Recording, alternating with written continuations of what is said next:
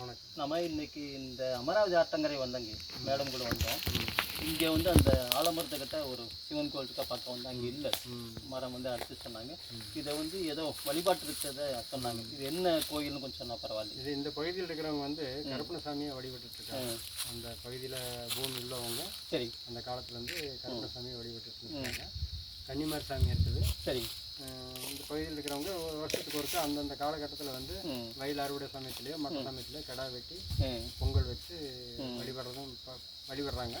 அது இல்லாமல் இந்த தோப்புக்கு உரியவங்க இந்த பக்கத்தில் இருக்கிறவங்க வெள்ளிக்கிழமை தோறுமே கும்பிட்டுருக்காங்க ஒரு காலத்தில்.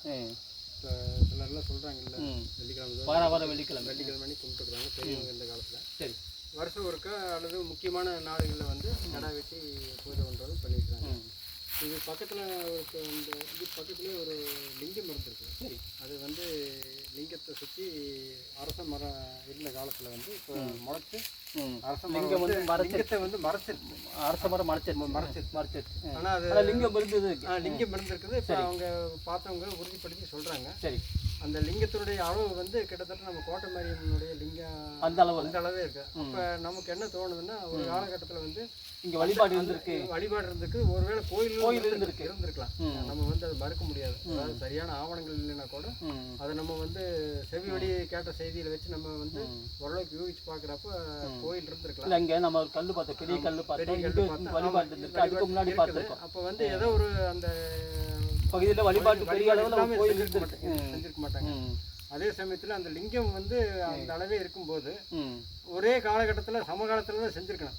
அந்த லிங்கம் வந்து கோட்டை மாரியம்மனுடைய லிங்கமும் இதுவும் வந்து சமகாலத்தில் தான். சரி அது வந்து சுயம்பா உருவானதுன்னு சொல்கிறாங்க. சரி அது நமக்கு இருந்தாலும் அது எப்படிங்கிறது நமக்கு அதுக்கு ஆழமாக போகாட்டி கூட. சரி ஆனால் அந்த லிங்கமும் இந்த இங்கே இப்போ இந்த மறைஞ்சிருக்கிற லிங்கம் வந்து சரி ஒரே அளவு இருக்கனால அந்த சமகாலத்தில் தான் அது வந்து உருவாக்கி இருக்கணும். ஆனால் இது நீண்ட காலத்தில் இருந்து வழிபாட்டு பகுதியாக இருந்திருக்கான சான்று 100 வருஷங்களுக்கு மேலாகவே இருக்கலாம்.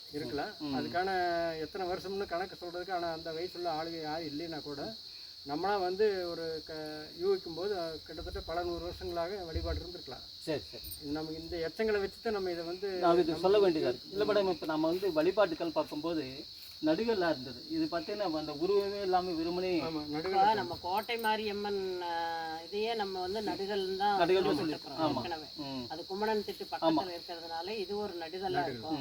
சங்க பாடல்கள்லயும் அந்த கும்மணன் வாழ்ந்த ஏரியால நடுகளை பற்றி வர்றதுனால நடுகள் வழிபாட்டுல இருந்துதான் மறுபடியும் நமக்கு உருவ வழிபாடே வருது. அதே மாதிரி இப்ப நமக்கு தெரியும், நம்ம வந்து இது வரைக்கும் அகழ்வாய்வுகளை பார்த்ததுலாம் பார்த்தீங்கன்னா அந்த ஒருத்தருக்கு நினைவிடங்களை அந்த புதைவிடங்களை நினைவிடங்களாக்கி கட்டி பெரிய பெரிய கல்களை வச்சு நம்ம கல் திட்டைகள் பார்த்தோம். அங்கேயும் உள்ள என்ன வச்சிருக்காங்கன்னா அவங்க பயன்படுத்திய இரும்பு கருவிகள்.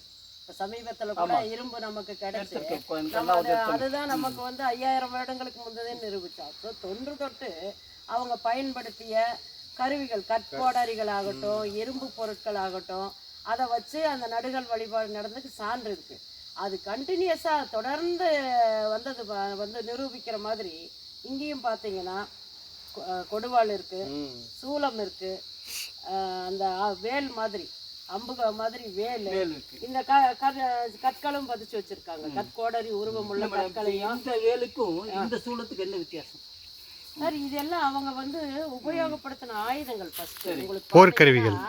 அந்த ஒரு மிருகத்தை வேட்டையாடுறதுக்கு ஒரு நீளமான மரக்குச்சியில நுனியில ஃபர்ஸ்ட் அந்த கற்கோடரிகளை கட்டி அதை பயன்படுத்தினாங்க. அப்புறம் இரும்பை பயன்படுத்தினாங்க. இரும்பை பயன்படுத்தும் போது அந்த நுனி இப்ப நம்ம துப்பாக்கி நுனி பயனட்டுன்னு நம்ம பார்த்தோம். அது மாதிரி அந்த நீளக்குச்சியோட நுனியில இரும்பு கருவிகள் கூர்மையான இரும்பு கருவிகளை கட்டி அது மிருகங்களை வேட்டையாட பயன்படுத்தினாங்க.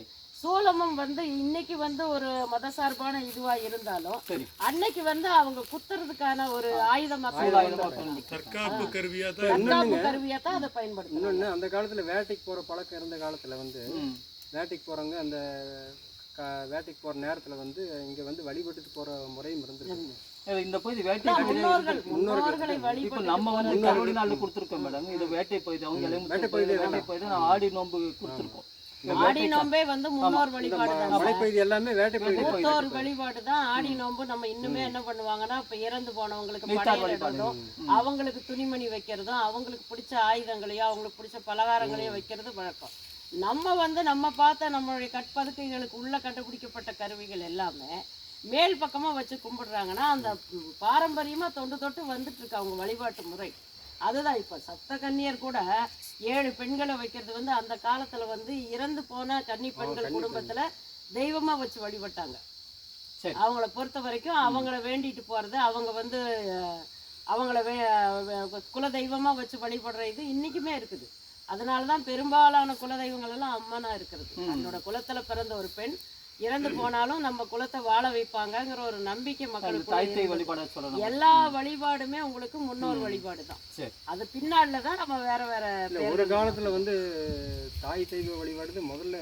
அதுதான் ஆதியில தாய் தெய்வ வழிபாடு தான். தாய் தெய்வ வழிபாடு ஆதி காலத்துல இருந்ததுங்க.